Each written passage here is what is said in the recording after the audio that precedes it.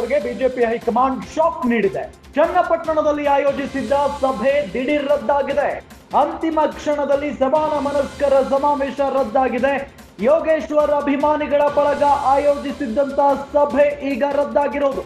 ಚನ್ನಪಟ್ಟಣದ ಪದವಿ ಪೂರ್ವ ಕಾಲೇಜು ಆವರಣದಲ್ಲಿ ಸಭೆ ಆಯೋಜನೆ ಮಾಡಲಾಗಿತ್ತು. ನಮ್ಮ ಶಾಸಕ ನಮ್ಮ ಹಕ್ಕು ಹೆಸರಲ್ಲಿ ಸಭೆಗೆ ಪ್ಲಾನ್ ಮಾಡಿಕೊಂಡಿದ್ರು. ಕೊನೆ ಕ್ಷಣದಲ್ಲಿ ಸಭೆ ರದ್ದು ಮಾಡಿದ ಸಿಪಿ ಯೋಗೇಶ್ವರ್. ಸಭೆ ರದ್ದು ಮಾಡಿ ದೆಹಲಿಗೆ ಹೊರಟಿದ್ದಾರೆ ಸಿಪಿ ಯೋಗೇಶ್ವರ್. ಈಗ ದೆಹಲಿಯಲ್ಲಿ ಹೈಕಮಾಂಡ್ ನಾಯಕರ ಜೊತೆಗೆ ಯೋಗೇಶ್ವರ್ ಚರ್ಚೆಯನ್ನ ನಡೆಸಲಿದ್ದಾರೆ. ದೆಹಲಿಗೆ ಬರುವಂತೆ ಸಿಪಿ ಯೋಗೇಶ್ವರ್ಗೆ ಹೈಕಮಾಂಡ್ ಬುಲಾವ್ ಕೊಟ್ಟಿದೆ. ಚನ್ನಪಟ್ಟಣ ಟಿಕೆಟ್ ವಿಚಾರವಾಗಿ ಯೋಗೇಶ್ವರ್ ಜೊತೆಗೆ ಹೈಕಮಾಂಡ್ ನಾಯಕರು ಚರ್ಚೆಯನ್ನ ನಡೆಸಲಿದ್ದಾರೆ. ಯೋಗೇಶ್ವರ್ಗೆ ಟಿಕೆಟ್ ಸಿಗುತ್ತಾ ಸಿಗಲ್ವಾ ಅನ್ನೋ ಚರ್ಚೆ ಈಗ ಶುರುವಾಗಿದೆ ರಾಜ್ಯ ರಾಜಕೀಯ ವಲಯದಲ್ಲಿ.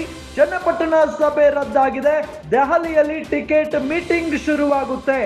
ಸಿಪಿ ಯೋಗೇಶ್ವರ್ಗೆ ಹಿನ್ನಡೆಯಾಗುತ್ತಾ ಅಥವಾ ಕುಮಾರಣ್ಣ ಗೇಮ್ ಏನು ಅನ್ನೋ ಪ್ರಶ್ನೆ ಸಹಜವಾಗಿ ಮೂಡ್ತಾ ಇದೆ.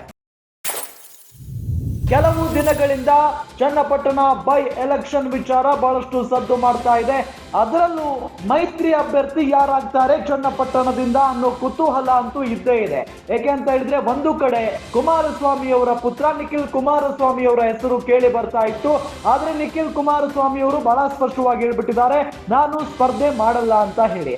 ಇದೆಲ್ಲದರ ನಡುವೆ ಮತ್ತೊಬ್ಬ ಪ್ರಬಲ ಆಕಾಂಕ್ಷೆ ಅಂತ ಅಂದ್ರೆ ಅದು ಬಿಜೆಪಿಯ ಸಿಪಿ ಯೋಗೇಶ್ವರ್. ಸಿಪಿ ಯೋಗೇಶ್ವರ್ ಅವರು ಅಲ್ಲಿ ಸ್ಪರ್ಧೆ ಮಾಡಿದ್ರೆ ಖಂಡಿತ ಗೆಲ್ತಾರೆ ಅಂತ ಹೇಳಿ ಅಲ್ಲಿನ ಮತದಾರ ಪ್ರಭುಗಳು ಅಭಿಪ್ರಾಯವನ್ನ ವ್ಯಕ್ತಪಡಿಸ್ತಾ ಇರುವುದು ಕೂಡ ನಾವು ಗಮನಿಸ್ತಾನೆ ಇದ್ದೀವಿ. ಇದೆಲ್ಲದರ ನಡುವೆ ಸಮಾವೇಶ ಇತ್ತು. ಸಮಾನ ಮನಸ್ಕರ ಸಮಾವೇಶದ ಮುಖೇನ ಮತ್ತಷ್ಟು ಶಕ್ತಿ ಪ್ರದರ್ಶನವನ್ನ ಮಾಡೋದಕ್ಕೆ ಮುಂದಾಗಿದ್ರು ಸಿಪಿ ಯೋಗೇಶ್ವರ್.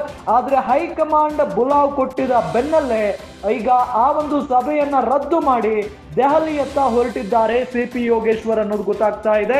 ಜೊತೆಗೆ ಈ ಒಂದು ಸಿಪಿ ಯೋಗೇಶ್ವರ್ ಅವರಿಗೆ ಟಿಕೆಟ್ ಸಿಗುತ್ತಾ ಸಿಗಲ್ವಾ ಅನ್ನೋ ನಿಟ್ಟಿನಲ್ಲಿಯೂ ಕೂಡ ಸಿಕ್ಕಾಪಟ್ಟೆ ಚರ್ಚೆ ಆಗ್ತಾ ಇದೆ.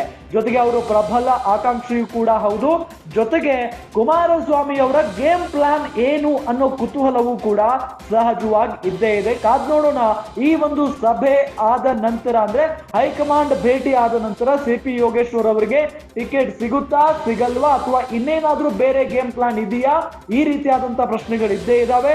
ಕುಮಾರಸ್ವಾಮಿ ಅವರು ಇದಕ್ಕೆ ಯಾವ ರೀತಿಯಾದಂತ ಪ್ರತಿಕ್ರಿಯೆಯನ್ನ ಕೊಡ್ತಾರೆ ಅನ್ನೋ ಕುತೂಹಲವೂ ಕೂಡ ಇದೆ.